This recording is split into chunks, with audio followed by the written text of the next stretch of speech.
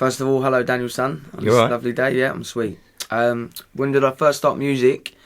Basically, I didn't start actually recording music till I was about 19, 20, like in the studio, but I started actually MCing and doing lyrics over drum and bass when I was maybe sort of 12, 13, when I started senior school. Because basically, before I started senior school, I used to play sort of football professionally for Chelsea schoolboys.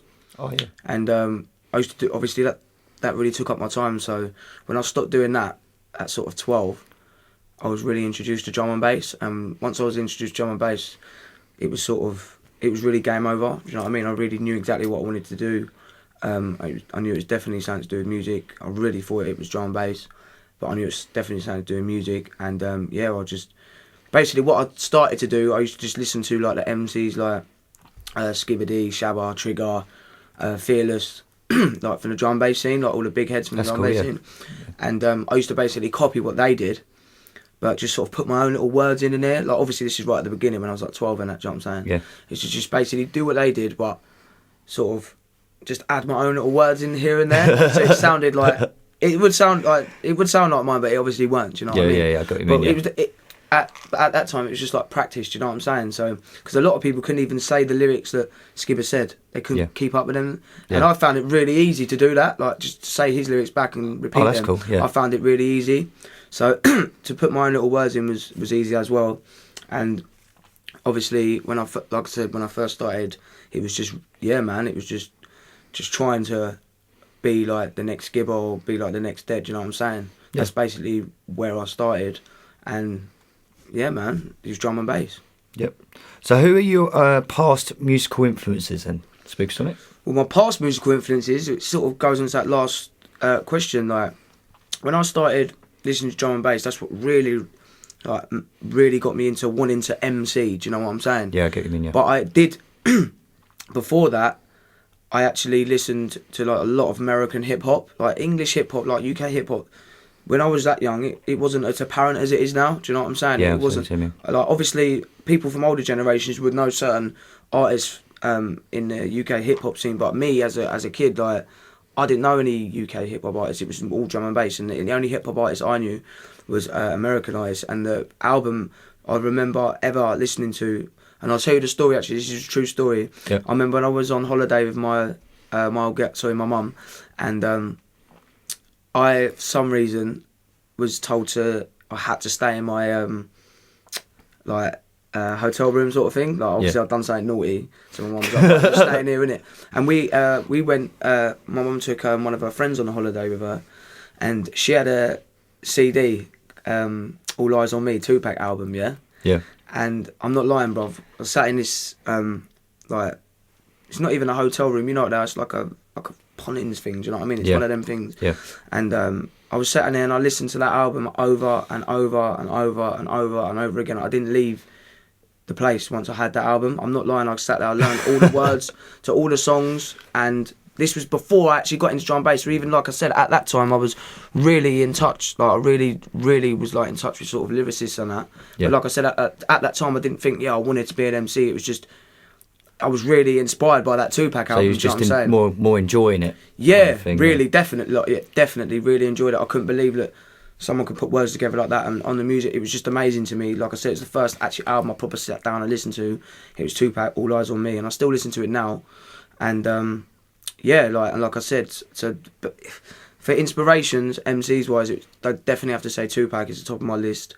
But there's loads of like musicians and MCs that have inspired me, like obviously a lot of the drum and bass heads. I mean, nowadays MCs that inspire me are people like Gets. Mike Righteous is a massive inspiration. I mean, he comes from the same area like I come from, and the things that he's doing at the moment is just amazing. So to me, when I see things like that is a massive inspiration. Again, Harry Shotter is another inspiration to myself. I mean, I've known him for a long time. He used to come down and do the workshops with me, like that sort of teaching. I've known him for a long time, and I've seen him sort of grow and growing to where he's become. And anyone who's talented and is just anyone who's talented really and sort of like on it is an inspiration to me. Yeah. Because I just think I see that as It's just dedication. Anyone who's dedicated to their craft and that is an inspiration. It could be anything, bruv. Do you know what I'm saying? It don't even have to be MCing. Someone could be, I don't know. I used this earlier, but just saying again, a bricklayer. At the end of the day, if he's dedicated to being a bricklayer and he gets out every day and does what he has to do to do what he has to do, I respect that, and that is an inspiration to me because that's just exactly what I do. Do you know what I mean? Yep, I get what you mean. That's cool. So how did it feel like to win the BBC Radio 1 Extra competition? It's a few years ago now, wasn't it? Yeah, basically, what happened there, it felt really good. So automatic answer to the question, it felt really good, obviously. I was quite young. It was the first ever song I recorded, and large up assembly work in a pie factory. That's where I put that tune together. Yep. And basically, when I sent that to Radio 1 Extra, it was sort of picked out of a certain amount of tunes to. I think it was by the public actually who picked it, and they basically play like a minute clip of it on the show. Yep. And then obviously the texts and the emails and all that come through, and then whoever wins sort of wins it, and then it gets played on the show. And then so obviously I won, got played on the show, and then from that, because it was a drum and bass tune, I got contacted by like members of their 1 Extra team, and I was like, right, do you want to come up and do the MC session show? And the MC session show was like a new thing they were starting out. It was the first ever one, so I do feel quite proud to have been on that. Do you know what I'm saying? Yeah, it's the cool, first ever one. Yeah. And then they ended up having like Ski Bar and Bassman, all that on it. But the first ever one was me, X-Man, Dynamite, L Double, and Jake's. He's sort of like massive producer at the moment. And the and yeah, man, obviously from that day, like I made like relationships with them people. I still speak to them now. Yeah, and, more of a networking. Yeah, do you know what I'm saying? Well, yeah. And obviously, when I went up there, I was I was more of the sort of like the really up and coming guy. Do you know what I'm saying? I was like the youngest in the room. Like no one really knew who I was. Like, obviously, I was sitting opposite X-Man, like the award winner at the time. Like Dynamite was there. Like all these people I've grown up listening to, looked up to, basically. You're sitting in the same room as them. Sitting in the same room, yeah. And they obviously they're having their interview, and then obviously I say my bit, and yeah, man, it was really good. And at the end. Obviously we got to actually do the lyrics and that was the bit that I was really looking forward to, innit? Because at that time I ain't gonna lie, I was really nervous, man. It was Radio 1 Extra. It's like how many millions of people listening to that, and I was just quite nervous, innit? I reckon if I was up there now, I'd be much more calm and relaxed. Yeah. Because I'm a bit older now. At that time, I was quite nervous, innit? So all the talking bit, I was a bit like, it was hotting me up a bit, innit? But I just wanted to do the lyrics. I knew when I do the lyrics, there's going to be no nervousness at all. It just come out. Do you know what I'm saying? Well, that's like when you're a musician, you're in your zone anyway. Exactly. Like, same with DJing as well and presenting and all of that. Like you're in your zone and you just. Yeah, I can imagine. So, obviously, once we've done the lyrics and that, I think that's when I made my impression. Do you know what I'm saying? Yeah. Don't get me wrong, I think obviously I still made my impression before that, but I think I really stamped my impression out once I'd done my lyrics and that, and obviously they got to hear my stuff. And yeah, man, so it was a really good experience. Like I said, I got to meet some really talented people. Yeah. And yeah, man, I think that was sort of like one of my first little breaks, really, but sort of got people to know about me. And like from then, I just ended up getting like a load of drum and bass bookings, you know what I'm saying? Yeah. And it went on from there, really. Right, so moving on. Your single with Vibe, History, which was number 1 on Channel AK, how did it feel like to know the public requested that to number 1? Well, I'm not going to lie, I was really, really, really happy about it. Because obviously, as I was saying, I've been doing D&B MCing in raves and putting out sort of studio mix CDs on drum and bass for a very long time. Yeah. And I'd never really proper concentrated on my music. Like I do record, but I'd never concentrated on it as much as I concentrated on my drum and bass. Do you know what I'm saying? Yeah. So to concentrate on a single and to put it out on my own without no backing, no label, none of that. Shot the video myself, done it all myself, and then to have it received like that is a really good feeling, obviously, because I'd never done it before. Like I've put out videos, but not to the telly and a release. Yeah, do you know what I'm saying? It's like, all my stuff that I've put out, like if anyone checks my back catalogue, anything I've put out has been free. Music wise, I have put out so much free music for people just to sort of get used to my sound and just hear me in the studio instead of just on a drum and bass set. Do you know what I'm saying? Because people don't pay for drum and bass sets. People pay for music, and people pay for live performances. Do you know what I'm saying? Yeah. So the way I see it is, I needed to push myself and raise it up a little bit more of a level. Push the bar and show people I'm an artist as well as an MC. Don't get me wrong, I will still MC's drum and bass as long as they're going to book me. Do you know what I'm saying? Yeah. And I still have love for drum and bass music blatantly. However, over the last couple of years, I've just put so much energy into myself as an artist and a musician, not just an MC. And like I said, for my first ever single, to like I've actually like sold out there, and I'm pushing myself off my own. Yeah. For it to be received like that, it's an amazing feeling. And obviously you can pre-order it on iTunes now. You just don't. You promised me you're going to pre-order it after the interview. I'm gonna, yeah. So I'm definitely gonna pre-order it. I've got to set up myself with an iTunes account. Smashed it. Set up 5 of them and order it 5 times. 5 of them. You get 2. You get History and as a UKG remix. It's both produced by Drifter. It features Vibe. It's #1 most requested on the AKA. You can also find it on YouTube. Just type in Spookasonic History. Yeah, that's cool. And like I said, man, it's done amazing things for me, brother. It's started making people sort of take notice of me as an artist instead of just Spooker, that MC. Yeah. Does that make sense? Yeah, because you went from Spooker to Spookasonic. Exactly. So you've done a transition on. That's it. But the thing is, like, when you say transition, like, I have more of a transformation. Yeah, but I have It is a transition. Yeah. But you can still find me at drum and bass raves, MCing and performing and doing that. Like, the thing is with me, I'm quite versatile. Do you know what I'm saying? Like, I can really MC on anything if I like it. If I don't like it, I won't MC on it. But if I like it, no matter what tempo it is, I've always been that way. I can sort of go on anything. Yeah. So I think that's one of the advantages that I have. Do you know what I'm saying? So you can see me in the D&B rave, then you can see me MCing on the dubstep song like History on the telly. Yeah. But then I've got songs on my album which you wouldn't even expect to be on my album. Do you know what I'm saying? So yeah, man, just got to. I think it's just work. So pre-order the single, guys. Yeah, definitely. iTunes, search Spookasonic History on iTunes. It will pop up straight away. Pre-order it now. It's out on the 7th of March, but you can pre-order it now. Thank you. Cool. Any gigs, live sets for the listeners to know about Spookasonic? Yes, mate. Basically, I think on this Saturday. Well, no, tell a lie, because we're Saturday now. Next Saturday, I'm in Bristol for Skibbers, Bangers and Mash. That's a drum and bass event. Yep. In April, there's a few things going on. I'm in Norwich on the 12th. I think I'm in Margate on the 6th for Turbulence.